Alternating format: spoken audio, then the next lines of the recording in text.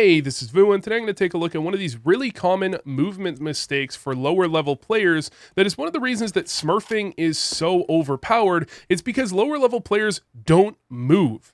As soon as they get into an engagement, they have a tendency to sit still until someone wins the fight or they're dead, or the fight is clearly over, like their opponent ran away and it's a couple of seconds later. So you'll see a situation where someone's caught in the middle of the open and they just kind of crouch, and maybe they're crouch walking at best, just fighting until someone dies. The problem with this is that not only is your goal as a CS player to make your shots easy to hit, your goal is to make your opponent's shots hard to hit. And if you're standing completely still, it's pretty trivial for an opponent to jiggle out, spot you, and then just re-peek and easily kill you, and you're at a massive disadvantage. What you want to be doing is basically only ever stopping if you are posted on an angle, waiting for someone to peek, usually with a scoped rifle or some sort of an advantage, or if you're spraying. If you're currently engaged in a spray, maybe you want to be standing still, but even then you can be crouch walking while you spray. You're still just as accurate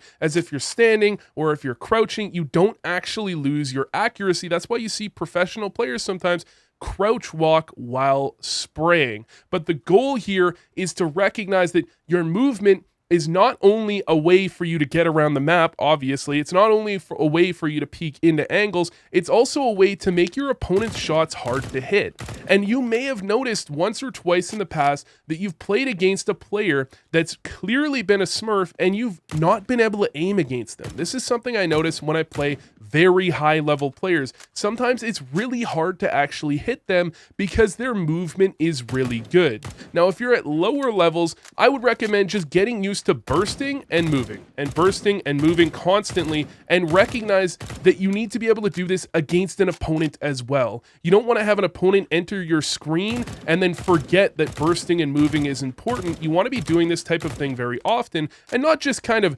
jiggling back and forth on the same spot, but sometimes bursting and trying to get to a location that you can get out of the fight or you can get to safety. But once you get higher and higher up the ranks, you want to improve that movement in different ways. That means being able to, jiggle while shooting accurately just on the edge of your strafes there.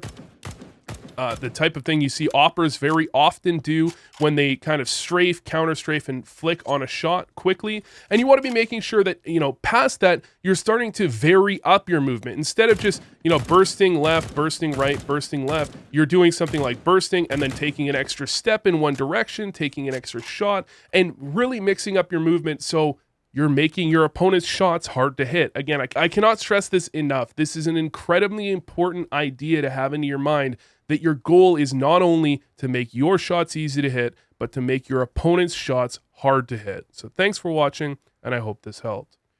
Patreon.com/VCSGO.